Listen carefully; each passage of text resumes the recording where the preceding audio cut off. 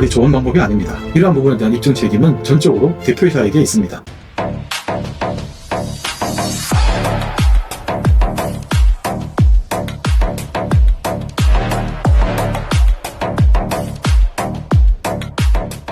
안녕하세요. 경제적 어려움에 처해 계신 대표님들을 위한 신의 한수, 법무법인 한수의 이민규 변호사입니다. 반갑습니다.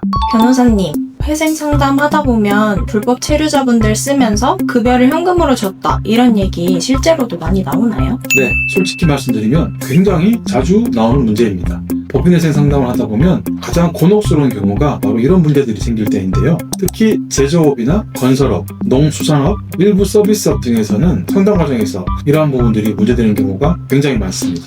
문제의 핵심은 지급했다는 객관적 사실 자체가 아니라 법률과 회계가 요구하는 객관적인 증빙이 불가능하다는 바로 그 점입니다. 근로계약서, 급여대장, 원천 징수 등 정식 절차를 거치지 않은 금전 지급은 실제로 인건비로 지급되었다 하더라도 회계장부상으로는 대표이사가 업무와 관련 없이 개인이 인출한 자금, 즉 업무 무관 가지급금으로 처리되기 때문입니다. 실제로는 현장 인건비로 쓴 돈이지만 법과 회계는 증빙 없는 지출은 인정하지 않습니다. 그래서 회생에 들어가면 법원에서는 이렇게 질문합니다. 이렇게 거액의 가지급금 대표이사는 왜 아직 안 갚고 회생에 들어갔죠? 억울한 심정은 충분히 이해합니다만 법원과 채권자들은 객관적인 장부를 기준으로 판단할 수밖에 없는 거죠. 따라서 법인회생 절차에서 가지급금은 대표이사에 대한 대여금 채권으로 추정되는 것이 원칙입니다. 이를 뒤집고 실제 인건비였다고 주장하려면 이러한 부분에 대한 입증 책임은 전적으로 대표이사에게 있습니다.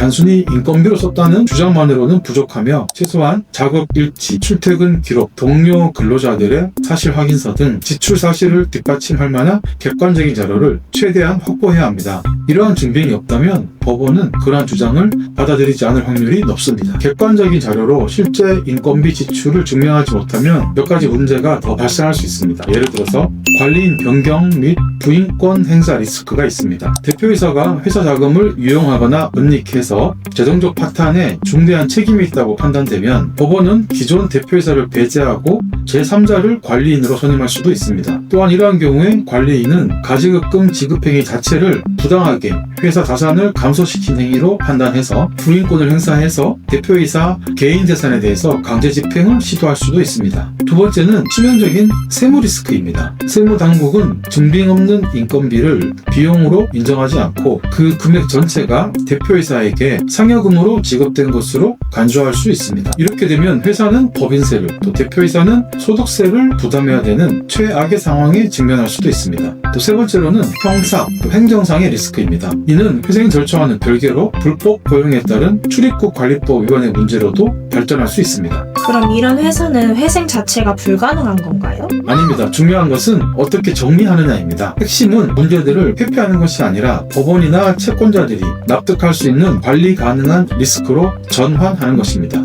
실무적으로는 첫째, 작업일지 등 구체적인 자료로 실제 인건비 지출을 최대한 소명합니다. 두 번째로, 소명이 어려운 금액에 대해서는 대표이사가 그 책임을 인정하고 대표이사 개인의 채무로 확정하는 것입니다. 그리고 대표이사가 개인의 재산을 출연한다든지 급여를 일부 반납한다든지 하는 구체적인 계획을 내세워서 이를 회생 계획안에 포함시키고 나아가 채권자들의 동의를 구하는 방식으로 접근할 수 있습니다. 법원에서는 이런 불법 체류자를 고용했다는 그 사실 자체보다는 그러한 사실들을 숨기고 회생을 신청했는지를 중요하게 보는데요. 이러한 부분들을 밝힌다면 관리 가능한 리스크로 보고 있습니다.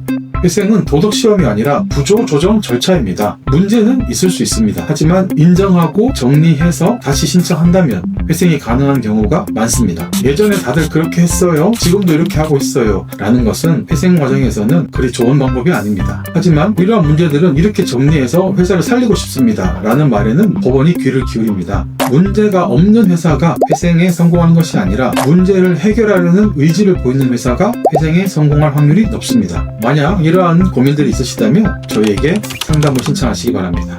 감사합니다.